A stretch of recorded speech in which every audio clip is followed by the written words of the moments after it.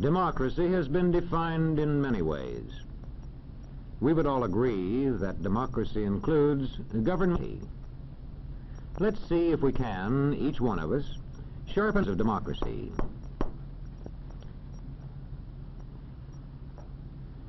We know that democratic words and forms have been written into laws. But it is the way people practice democracy that really counts. Let's ask this man about defining democracy. He studies communities and the way people live in them.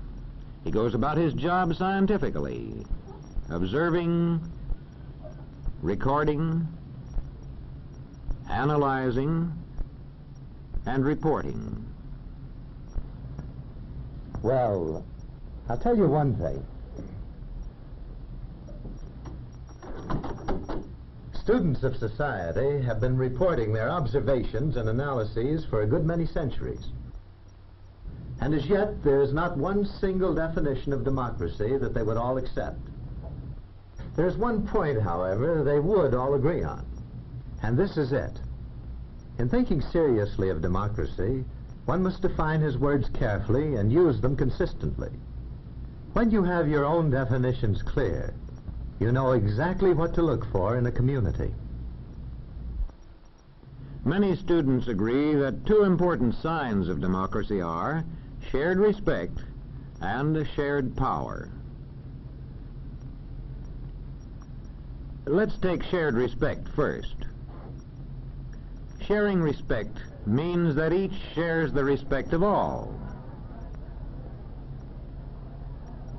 Not because of his wealth, or his religion, or his color,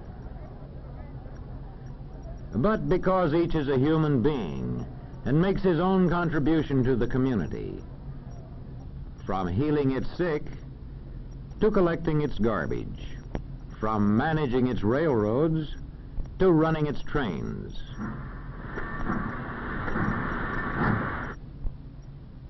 One sign of shared respect in a community is that everybody is given a fair chance to develop useful skills and the chance to put these skills to effective use. And there is shared respect if various groups in the community recognize each other's right to hold different faiths and opinions. And now let's see how we spot the second of the two signs of democracy, shared power. Most observers agree that there is true democracy in a community only if there is shared power. That is to say, only if many people have a share in making decisions that the community will support with force if necessary. More specifically, you can say that power is shared wherever regular popular elections are authorized and are actually held. There is shared power wherever people actually get out voluntarily and vote. And if they can vote without interference or pressure from anybody.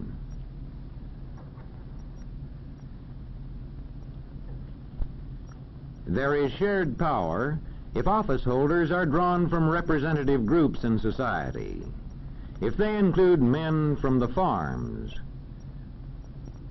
men from the law courts, men from the stores, men from the factories, office holders who are drawn from representative groups of the community. In a democratic legislature, shared power shows itself in a strong opposition. Listen.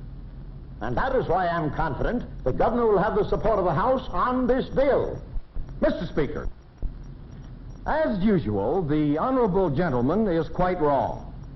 He and the governor he serves so dutifully can expect no support for their policy from this House. A strong opposition is made possible by an effective political party system. The two most important signs of democracy, then, are shared respect and shared power. They, in turn, depend on many conditions. Let's consider two of these conditions: economic balance and enlightenment. Economic balance means that the community contains a large middle-income group. A relationship between economic balance and democracy has been noted and reported for centuries by students of society. Aristotle said that a government made up of middle-income people has the best chance to be democratic. That was 2,000 years ago in Greece.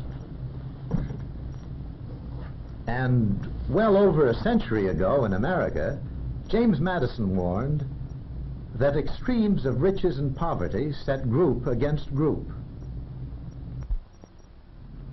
In past centuries, economic balance was improved when large feudal estates were gradually reorganized into independent farms as one part of the development of democracy.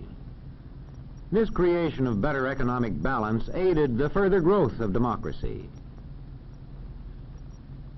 The social observers of our time have also noted that the development of democracy usually goes hand in hand with the growth of large middle-income groups. In today's world of giant technology, one of democracy's serious problems is how to maintain flourishing middle-income groups. Another important condition for democracy is enlightenment. Making information available to citizens and giving them the skill with which to judge it. As public education increases, democracy grows. In checking a community for democracy, we must find out whether it provides schools adjusted to the needs of its young people. Just being able to get books and newspapers is no guarantee of democracy. The newspapers of a real democracy meet these tests: balanced presentation of news, disclosure of source, competence of the staff. In applying these tests to newspapers, we find out, first of all, if they report both. See if the news pages contain news only, and if opinion is kept for the editorial page.